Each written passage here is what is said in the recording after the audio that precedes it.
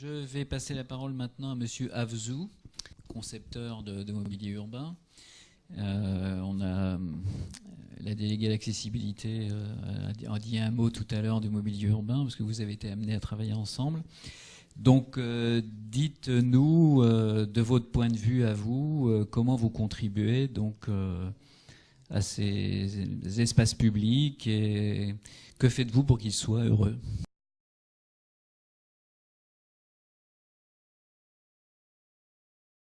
Alors effectivement, en introduction de cette table ronde, monsieur Anthony m'avait posé la question de savoir est-ce que le mobilier urbain pouvait contribuer à rendre l'espace public heureux. Aujourd'hui, je pense qu'il y a vraiment deux aspects à prendre en compte. Il y a l'aspect du fabricant tel que nous sommes, mais il y a également surtout la volonté des pouvoirs publics. Aujourd'hui, dans tous les marchés sur lesquels nous travaillons, je dirais qu'il y a deux modes de fonctionnement totalement opposés qui nous sont présentés. Il y a des collectivités qui regardent simplement l'aspect fonctionnel, l'aspect sécuritaire, qui peut effectivement, comme on l'a dit tout à l'heure, être le premier socle de base pour rendre un espace heureux, tant qu'on est en sécurité, mais qui se limite malheureusement trop souvent à une fonction de gestionnaire, de volume d'achat, et qui ne pense pas plus loin que simplement que l'économie ou les dépenses à effectuer. Par contre, on a également, heureusement, une deuxième approche au sein des collectivités, beaucoup plus ouverte, où là, on fait appel souvent à des paysagistes, à des architectes avec qui nous aimons collaborer, où là, il y a une vraie démarche sur le mobilier urbain, de se dire le mobilier urbain peut être partie prenante de l'espace public et doit contribuer à améliorer l'espace. Donc c'est peut-être une banalité pour vous, mais nous, c'est vraiment un combat quotidien d'avoir ces deux oppositions de style dans notre métier. En tant que fabricant, on est convaincu, bien entendu, que la deuxième voie est la meilleure.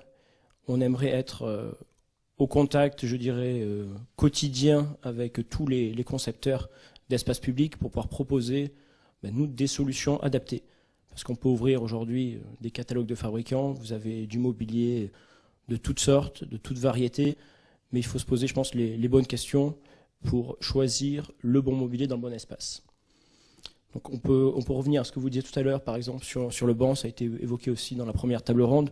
Il y a eu avec un petit trait d'ironie le mot banquette qui est surgi, ou je crois banc sans dossier.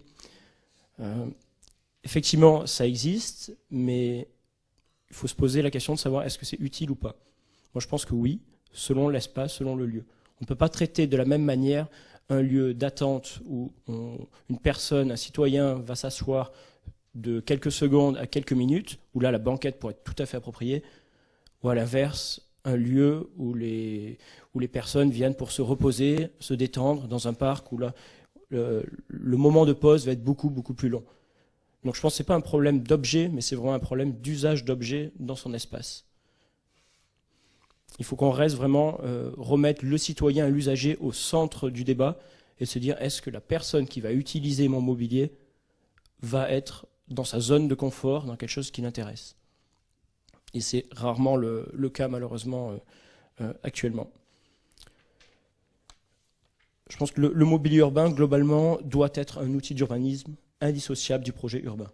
C'est vraiment à prendre en compte, et non pas comme la dernière roue du carrosse, quand on a parlé du paysage, quand on a fait la voirie, et au final on se dit « Oups, j'ai oublié de traiter le mobilier, qu'est-ce que je pourrais mettre ?»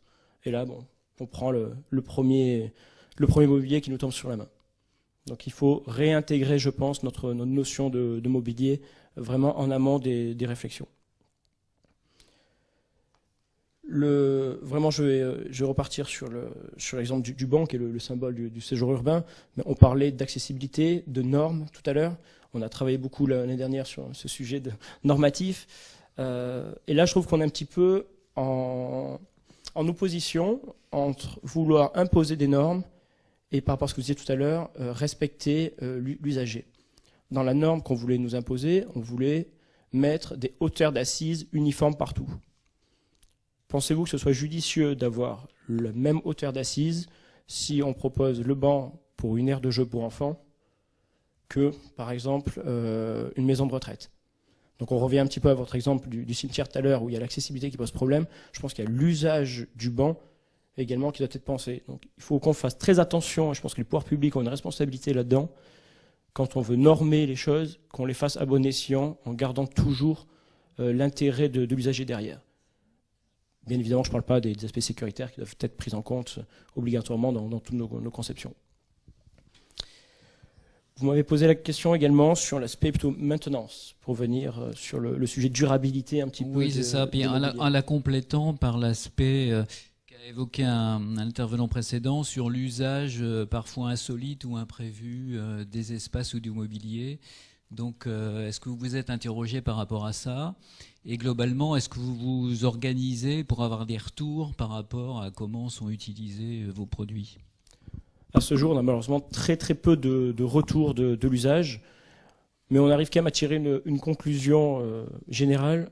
On peut dire que le beau est respecté. Quand on propose un mobilier adapté à un lieu, les gens se l'approprient et globalement ils respectent le mobilier qu'on met en place. Et on a très peu de vandalisme. Et là, quels que soient les quartiers.